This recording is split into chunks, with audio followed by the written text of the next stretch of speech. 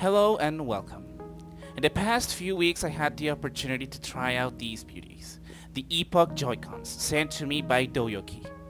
These controllers are one of, if not the most premium third-party controllers I've ever used. And in today's video I will tell you guys how my experience has been. Without further ado, let's begin.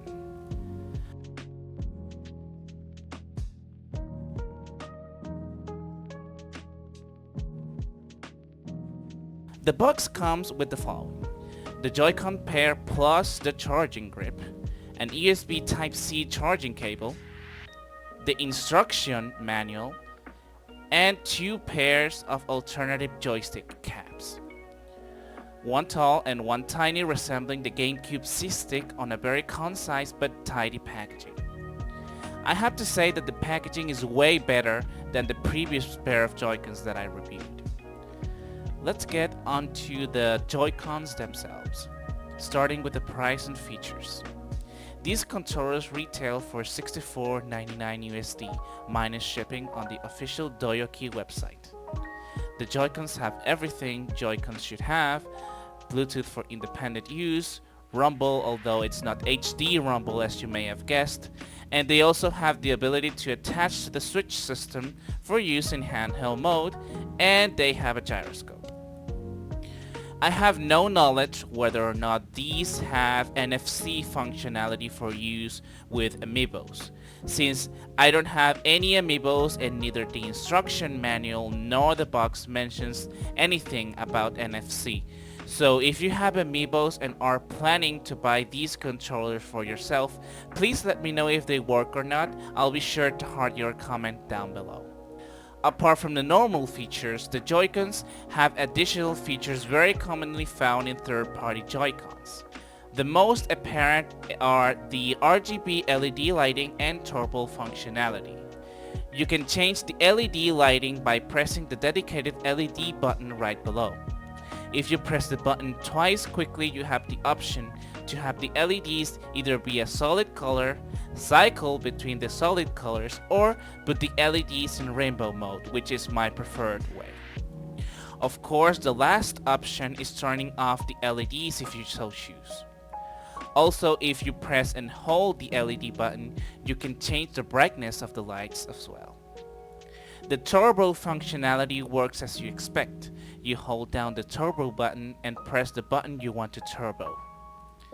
The controllers have an USB Type-C charging port down here, though you might be better off charging the Joy-Cons when they draw power from the system, or charging them both using the charging grip, as I really don't see anyone charging two controllers with one cable.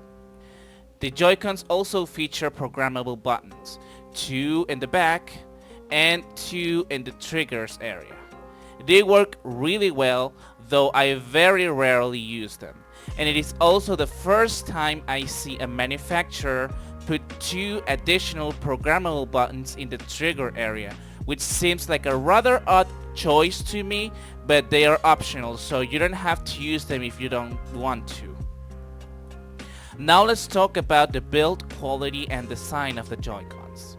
As of releasing this video, these Joy-Cons only come in this color and design.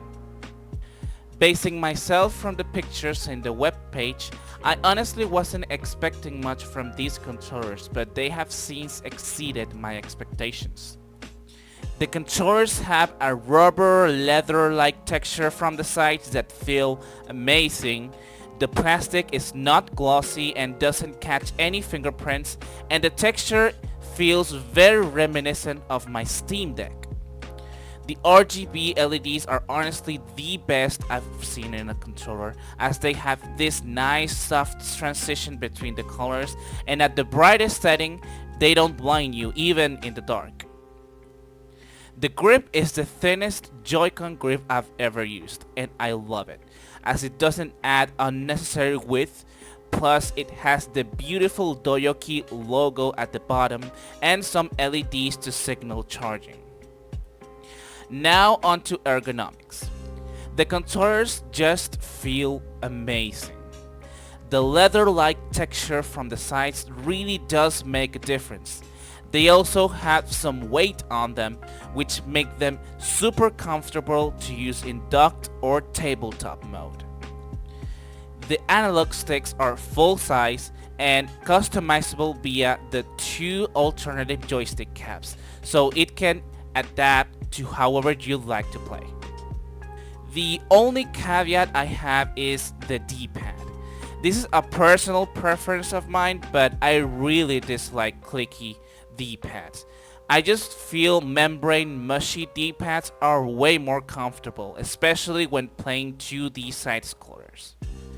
That being said, the D-pad on the left Joy-Con isn't that bad. It's serviceable and it honestly feels a lot better than other third-party Joy-Con D-pads I've used in the past. Also, the layout is a tad different from any other Joy-Cons I've ever used, since the screenshot and home buttons are on the top like on a Pro controller compared to at the bottom like a normal Joy-Con. That's something to keep in mind, as it may take a bit of getting used to. And finally, there's the triggers. These in plain sight look like analog triggers with some travel, but in reality they're not analog, it's just a button. At first this caught me off guard and I felt it was a bit off, but after using it for a while it turns out it's a really nice click, comparable to a mouse click in fact, perfect for games like Metroid Prime. Also, if you desperately need to, you have the option to use both Joy-Cons as independent controllers for local co-op. It works as you might expect, but since one of the controllers has a D-pad, using them as buttons feels incredibly awkward, and the SL and SR buttons on both controllers aren't really that comfortable either, though they are way better than other third-party options.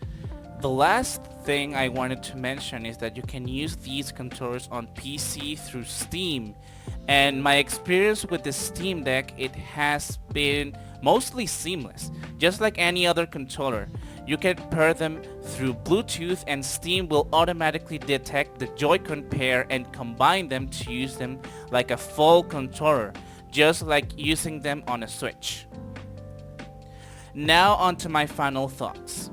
In terms of features, although most of them are what you find on any other third-party controller, the fact that they added additional programmable buttons as well as an easy and accessible way to change the rumble intensity and RGB lights, I can definitely give a 9 out of 10. The only possible thing it needs to be at 10 out of 10 is HD rumble, though it is understandable why they don't have it. And in terms of ergonomics and design, honestly, I have to give it a 10 out of 10. Definitely the most premium and most comfortable Joy-Cons that have graced my Nintendo Switch system.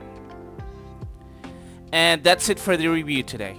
If you want to purchase your own pair of Epoch Joy-Cons, the purchase link is in the description. Use the code HYPER998 at checkout to get a 10% off your purchase. And also support this channel to make more videos like these in the future. Like, comment, and subscribe. Bye for now.